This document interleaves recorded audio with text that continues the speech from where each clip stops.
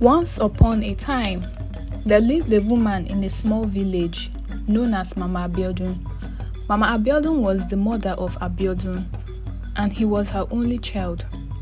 Abiodun, who had lived all his life in the village with his mother, was now grown and relocated to the city a few years ago to look for greener pastures. He was very hardworking and worked in a top firm in the city. He was also a very successful young man among his peers. Sometimes, his mother would come to the city to pay him visits, and whenever she came, she wouldn't fail to remind him that she wanted to carry her own grandchildren before she passed away. He was her only child and she was grateful that he was successful, but she wanted him to also get married as soon as possible because he was not getting any younger. She would remind him of some of his friends back in the village who were now married with their own children. She also volunteered to look for a wife for him in the village as there were so many good girls there, but he refused and reminded her that he was not a child and he could get a wife for himself at the right time. Little did his mother know that Abiodun had a girl he had been dating for 2 years named Tayo, but he was waiting for the right time to introduce her to his mother. Tayo was a very beautiful and homely woman. Abiodun loved her so much and they complemented each other. He soon after proposed to Tayo and she agreed to marry him. That was one of the happiest days of their lives. His mother from time to time called and pestered him about getting married, and this always made him uncomfortable. So he decided to free himself from her constant disturbance by setting a date to introduce Tayo to his mother as his fiancée. As they set out to the village to go visit his mother, Tayo felt very nervous about meeting her for the first time. "Do you think your mother would like me?" Tayo asked Abiodun. "Of course she will.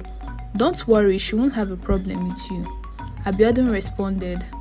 Soon after, they got to the village and Mama Abiodun was so happy to see her son.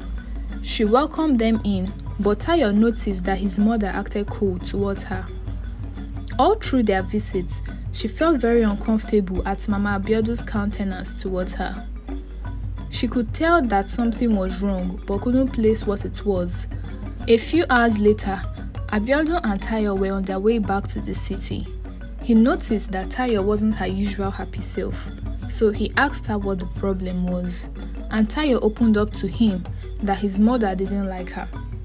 Abiodun believed that she was just overthinking because it was the first time she met his mother, but she knew what she was saying. He told her that the more time she spent with his mother, the more she would get used to her. They got back to his house in the city that evening, and he called his mother to let her know that they had arrived home safely.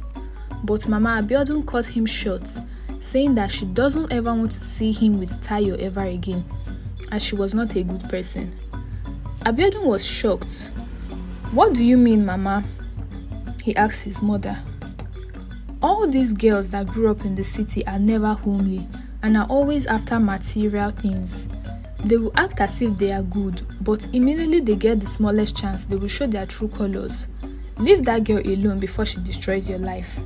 His mother responded and dropped the call. He had never heard his mother sound that way before and didn't understand the reason behind her rage.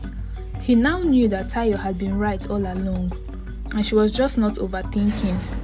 Tayo was a good and homely girl, and he was determined never to leave her, not even for his mother. A few months later, Mama Abiodun came to pay her son a visit in the city. On her arrival, she met Tayo in the house with Abiodun, but she hissed at her and went to hug her son. Later that night, Abiodun went to confront his mother about her attitude towards his fiancée. He told her he didn't like it, and as long as she was staying in his house, she must respect Tayo, else he would be forced to send her back to the village. His mother was taken aback by his threats. "Abiodun, is it me you are talking to like that? Don't you see what I am saying is true? This evil girl is trying to plant discord in our family and you are allowing it." She started crying and accusing her son of choosing Tayo over her. Little did they know that Tayo was at the other side of the door eavesdropping. She felt so bad and wondered what she ever did to the woman to deserve those harsh words. The entire period Mama stayed in the house was hell for Tayo. There was nothing she did that pleased her fiancé's mother. She cooked, cleaned, and made sure she kept the house tidy. She even tried to engage in conversations with the woman, but all her efforts were to no avail. Mama Abiodun threatened to deal with her if she doesn't leave her son alone. Tayo kept all this to herself till one fateful day. She had to tell herself and Abiodun the truth. She opened up to him and told him that she was ending their relationship because she could not be married into a family where her mother-in-law hated her. She was aware that Abiodun loved her, but his love alone wasn't enough because they could not keep fighting his mother every day. She thanked him for everything he had done for her, and with so much pain in her heart, she packed her things and left. Mama Abiodun was so happy that her plan finally worked. She succeeded in frustrating Tayo out of the life of her son. She comforted her son who was in so much pain and told him that she would get a better woman for him and not those city girls who lacked home training. Abiodun was so devastated. He tried reaching out to Tayo, but she never responded. A few months later, Mama Abiodun again visited the city and showed up with a village girl at her son's door. "Who is this, Mama?" he asked. His mother said that was the girl she brought from him from the village to be his wife. Her name was Lola. According to his mother, Lola was a hardworking girl who always assisted her in the village. She was not like all those other city girls who had no proper home training. It had been almost a year now since Tayo had left him and he had to move on. His mother was able to convince him to perform the traditional marital rites between he and Lola, so she would be fully his wife. After the ceremony, they came back to the city. Abiodun decided to change her entire wardrobe because he didn't want her still looking like a village girl, so he took her shopping. He also gave her access to his bank account and got her everything every woman wished for. Lola's life turned around for good and she no longer looked like a girl from the village. She became so beautiful and was admired by all. She got so much attention, even from men, and this got into her head. Lola didn't care about anything other than looking good, so she started using Abiodun's bank card to go on shopping spree. She always wanted to keep to recent trends. Abiodun was shocked when he saw how much she had spent because he wasn't expecting that much. He cautioned her about her spending habits, but she told him that all her friends in the city always looked glamorous, so it would be a shame if she looked any different. Abiodun could not believe it. On another occasion, he got back earlier than usual from work to pick up some documents, but he found Lola and her friends drinking and smoking in his house. He was so furious and told her that he never wanted to see her friends again in the house. He wondered what he could do because it was obvious that she had so much free time. That was the reason she was misbehaving. So he opened a shop for her and stocked it up with clothes for her to manage and to keep her busy, so she could also know the value of money. When she started the business, it was going well, but few months later, she began wearing the clothes from the boutique as her own and spending the money instead of investing it back into the business. Soon after, the shop became almost empty. Abiodun was fed up. She could not manage a business, still she spent recklessly. As a result of this, he prevented her from having access to his bank account and made sure to give her a particular amount of money every month, which was just enough for her upkeep. Lola was so furious at Abiodun for cutting her access to money. The money he gave her monthly wasn't enough to fund her extravagant lifestyle. She began thinking of means to get steady inflow of money. So one day, while she was out with her friends, she told them of her predicament and how her husband only gave her a small amount of money. One of her friends, Fumi, mentioned that there was a chief she knew about who would be willing to fund her lifestyle, and she would introduce Lola to him. A few days later, Fumi took Lola to a restaurant to meet with Chief Tunde. and he mentioned that he would take care of Lola as long as she did whatever he wanted. Lola, who was desperate at that point, was willing to do almost anything to maintain her lifestyle. From that day onwards, she began spending lesser time at home and kept giving her husband excuses, saying that a new business she was involved in took her time. Abiodun obviously never believed her, but he was too fed up at that point to even pay attention to her anymore. He just advised her that she was no longer a child and was old enough to make wise decisions for herself, so he let her be. Meanwhile, Lola spent most of her time with Chief Tunde, and he provided enough money to take her shopping and go on expensive vacations. She never bothered to know the source of his wealth. All she was bothered about was that she got everything she needed to show off to her friends and to flaunt on social media. One evening, her husband Abiodun told her of an event at his company happening that weekend, in which a lot of investors would be in attendance. He asked her to go with him to the event, but she refused. Her excuse being that she had another event planned out that same day, which she couldn't afford to miss. Unknown to Abiodun, his wife already had an outing planned with Chief Tunde. He felt bad because he expected his wife to honor his invitation, but she declined.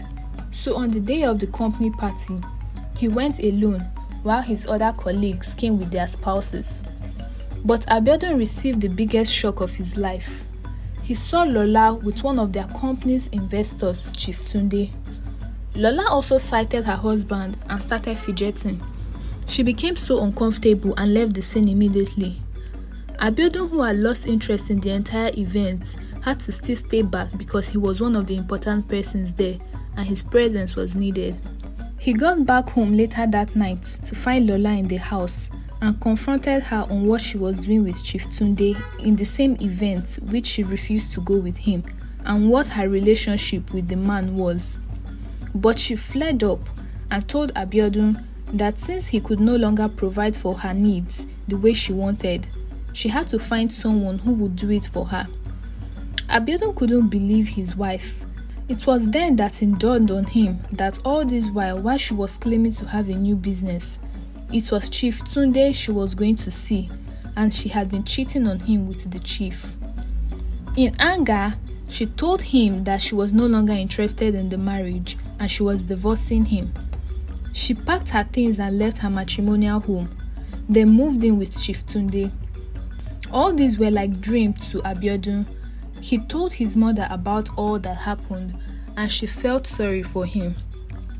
Lola acted like a good girl in this village just to find a little opportunity and turned into a tiger in the city. She apologized to her son for coming in between him and Tayo. Abiodun had to nurse his own wounds and move on with his life. Several months had passed when Abiodun was walking on the streets and he came across a familiar face. It was Tayo. He couldn't believe it. It had been almost 2 years since they last saw. Tayo was also happy to see him. She asked him about his wife Lola, and he opened up to her and told her how everything played out. He was no longer with Lola. Tayo felt really bad for him because she knew he was a good person. They became close to each other again and always spent time together, and they both decided to get married to each other since that had always been the initial plan. Mama Abiodun this time around gave her full support and never made Tayo feel less of herself. Abiodun had never been this happy in a long time. He was grateful for the way everything played out and how he finally ended up with Tayo. One fateful day, while he was at the office, news got to he and his colleagues that Chief Tunde, one of their investors, had been arrested for drug trafficking. He immediately thought of Lola and what she would do now that Chief had been arrested and charged to court. Some weeks later, there was a knock at the door and Tayo went to see who it was. It was a pregnant woman who introduced herself as Lola. Tayo didn't know what Lola looked like, but after the introduction, she was surprised. Lola was also surprised to see a woman in Abiodun's house. Her plan was to find her way back into Abiodun's life, since Chief Tunde was no longer available. She had sold all her expensive belongings since his arrest, yet he could not take good care of her, especially with the fact that she was pregnant for his child. She even went back to her friends, but they all avoided her because they didn't want to be linked to the drug trafficking case. Everyone abandoned her. So her last resort was Abiodun. She came with the plan to apologize to him and turn a new leaf, but it was already too late as he was now happily married. She couldn't continue her promiscuous lifestyle to get money because she was now pregnant, so she had no choice other than to go back to the village to start life afresh as a village woman again. The lesson to be learned from this story is to always be contented with what we have. We should also learn never to judge a book by its cover. Mama Abiodun already concluded that Tayo wasn't a good person, not knowing that there was more to her. I hope you enjoyed watching this video. Please don't forget to give it a big thumbs up, comment, subscribe, and turn on your post notification to get notified when next I post a new video. Bye!